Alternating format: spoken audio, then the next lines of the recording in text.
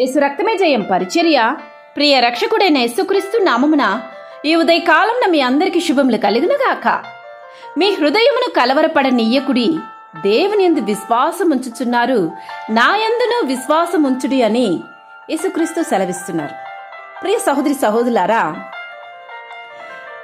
ఒంటరితనంతో వేదనతో భరించలేని హృదయ వేదనతో అల్లాడిపోతున్నావా?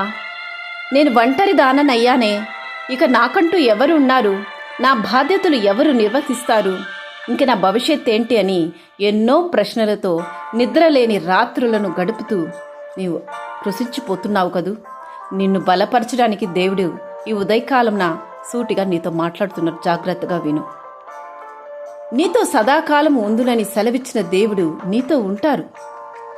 మనుషుల ప్రేమ చల్లారిపోతుంది, అది కడ వరకు కొనసాగదు. ఎటువంటి బంధమైనా నీతో ఎంతవరకు ఆ బంధం ఉండాలని ఉన్నదో అంతవరకే వాళ్ళు ఉంటారు. ఎందుకంటే వారు మనుషులు నీటి బుడగ లాంటి వారు, గడ్డి పువ్వు లాంటి వారు. మనుషులను నమ్ముట కంటే యెహోవాను ఆశ్రయించడం మేలని వాక్యం బట్టి మనుషులపై ఆధారపడి ఎన్నడూ కూడా జీవించకు. నీవు నమ్మిన నీ భర్త నిన్ను కోల్పోయావా, లేక భార్యను కోల్పోయావా, బిడ్డలను కోల్పోయావా? భయపడకు. నిన్ను, నీ కుటుంబాన్ని, నీ యొక్క అవసరతలను, అక్కరను ఎరిగిన దేవుడు ఆయన నీతో ఉన్నాడు.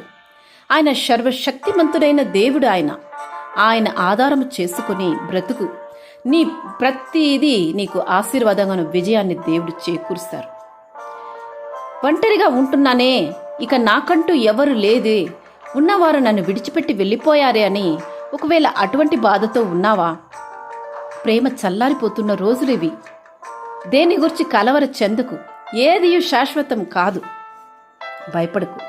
నీ దుఃఖ దినమును సమాప్తములగును. మన దుఃఖ దినమును సమాప్తం చేయాలని చీకటి విచారం ఆవరించి ఉన్న మన బ్రతుకులను ఆనందంతో నింపాలని యేసుక్రీస్తు ఈ లోకానికి దిగి వచ్చాడు. కావున నీవు కలిగి ఉన్న అనానుకూల పరిస్థితులను బట్టి ఎన్నడూ కూడా దిగులు చెందక నీ ప్రతి భారాన్ని, అవసరతను ఆ దేవుని చెంత చేర్చు. సమాధానంతో నీ హృదయం అలముకుంటుంది. ఒక్కసారి దేవుని ప్రేమను రుచి చూడు.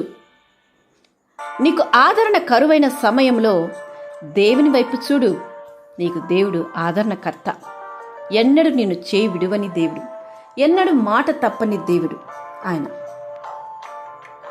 యేసుక్రీస్తు నీతో సదాకాలం ఉంటానని నీకు వాగ్దానం చేశాడన్నది ప్రతి క్షణము గుర్తుంచుకో.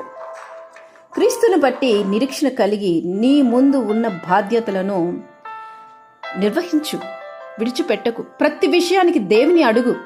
ఏం చేయను దేవా, ఈ విషయంలో నాకు ఎవరు సహాయం చేయగలరు, ఈ విషయం ఎలా జరుగుతుంది అని ప్రతిదీ ఇంతవరకు నీ భర్త ఉన్నప్పుడు, లేక నీ బిడ్డ ఉన్నప్పుడు వారి మీద ఎలా నువ్వు ఆనుకున్నావో, వారి యొద్ద నువ్వు ఎలా ప్రతి విషయాన్ని పంచుకున్నావో అలాగే దేవుని చెంతకెళ్ళి ప్రార్థించు.